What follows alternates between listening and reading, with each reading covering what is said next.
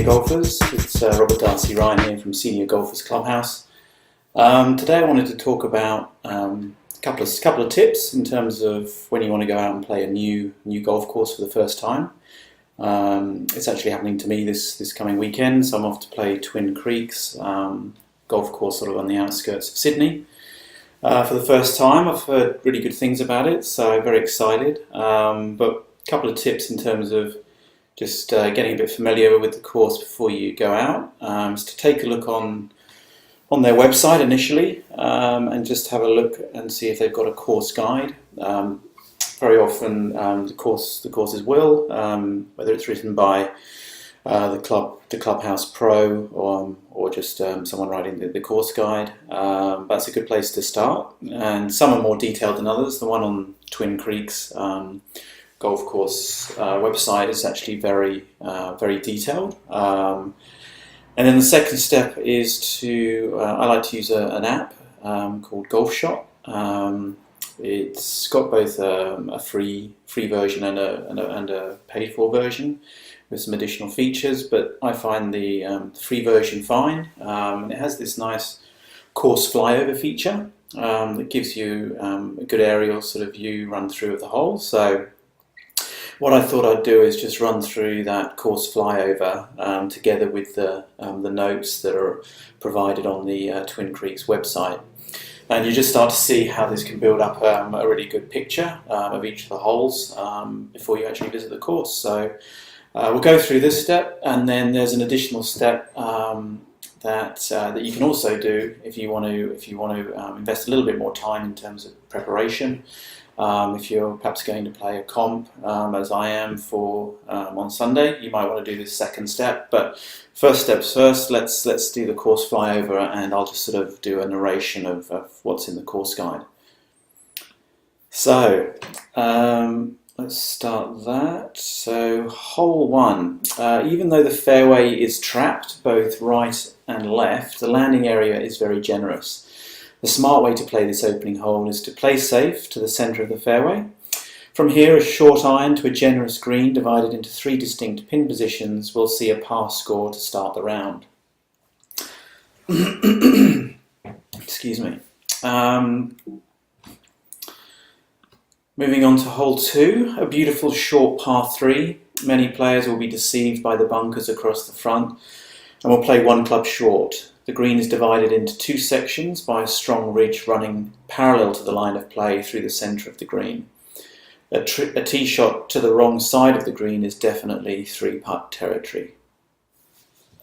Hole 3, at only 302 metres in length off the back tees, the third is a real challenging golf hole.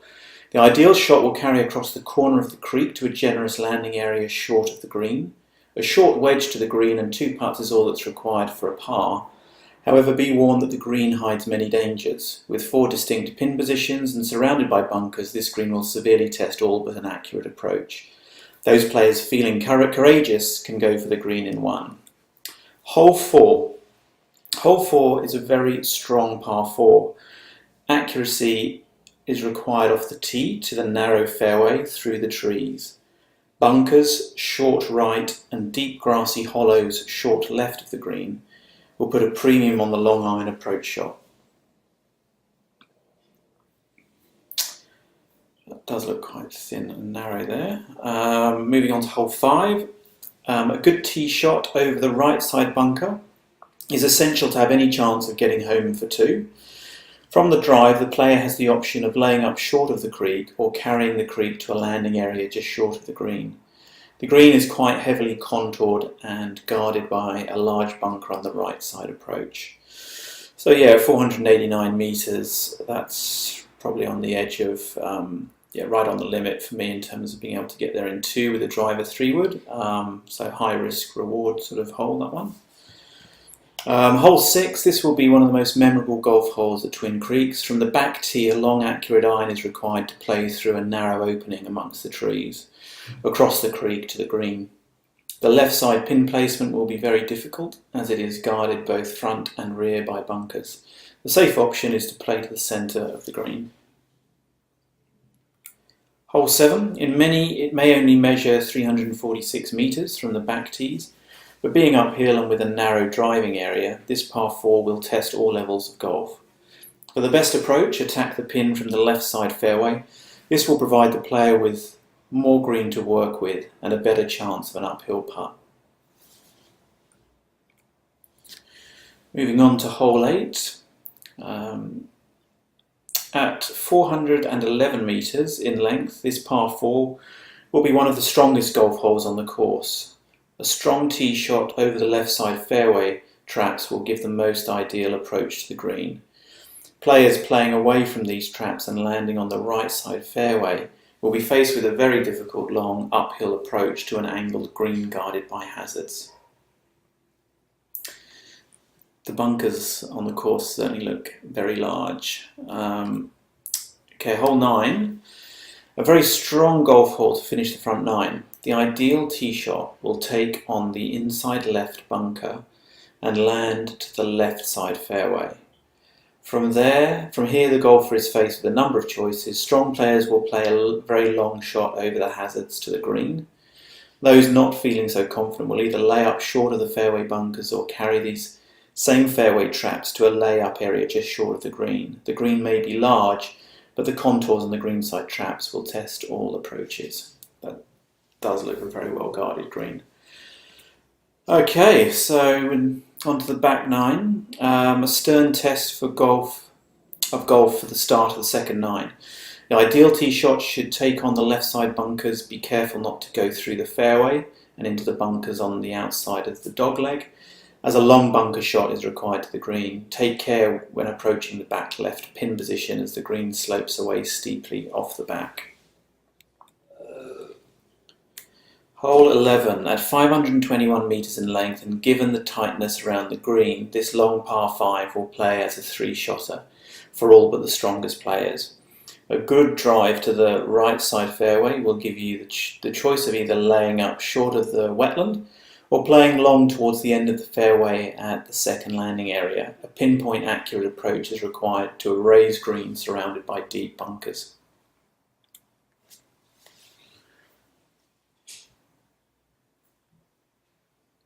A beautiful short par 4. Play the hole safely by hitting the tee shot to the left side fairway. Confident players will play a long drive to the right side fairway. The green has a gentle mound in the centre that clearly divides the green into 3 distinct pin positions. These tricky contours and the greenside traps will ensure that this golf hole will play with more difficulty than it looks. A middle-length par 4 that places a premium on accuracy of the drive for hole 13. The landing area is heavily guarded with bunkers on both sides, short and beyond the landing zone. A good drive will be rewarded with a short iron approach to a well-guarded green. Liking the look of this course. Wow, looks really good. Moving on to hole 14, a testing par 3 across a gully to a green situated on a ridge. Even though the green is quite large, accuracy will be required to hit one of the 3 pin positions. Be careful when the pin is at the back left, as this will require a very testing tee shot.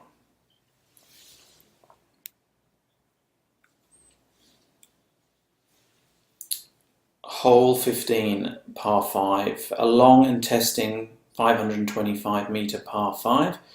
Even though this measures almost the same length as the par 5 11th, this hole will play very differently. Carved uphill through the remnant forests, the real test will be on accuracy, and the adjoining timber will swallow up any errant shot. Be careful when the pin is at the rear, as the contours of the green slope away sharply. Okay. Getting into the home stretch now, hole 16. This is arguably the most difficult golf hole on the course. It is very long and with water on the right from almost the full length of the golf hole.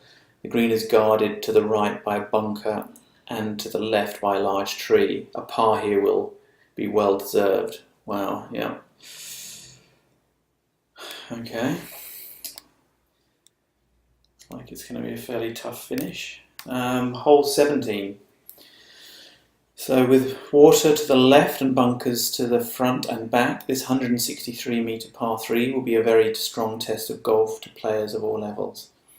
A gentle ridge running through the green from front to back will place an even higher premium on the tee shot. Okay, so yeah, it does look like a very strong finish, and wow, okay, 18 looks just as tricky. So the 18th is a great way to finish the round. To have any chance of a birdie, the tee shot must play long and to the left side of the fairway, adjacent to the water. Even from here, a long, accurate iron is required to the lakeside green. Players not feeling confident are advised to lay up for a short pitch home to the green. There will definitely be more bogeys than birdies on this hole. It's a friendly way to finish, isn't it? Okay, wow, that looked really impressive, yeah, a good, really strong stretch at the end. I think it was Jack Nicklaus that sort of said that's where he likes to have the kind of tournaments decided on those last few holes, and that looks like the way this course has been set up. I will have to find out who actually designed the course. I don't know off the top of my head, but yeah, look, I hope that was useful. It's a good way to just sort of get familiar with the course. What I'm going to do now is just bring out another app that I like to use and just have a look at, sort of take on board that advice from the course guide and actually start to sort of map out and plan some of my own shots around the course. So I'll see you again in a few minutes on a separate video. Cheers, guys.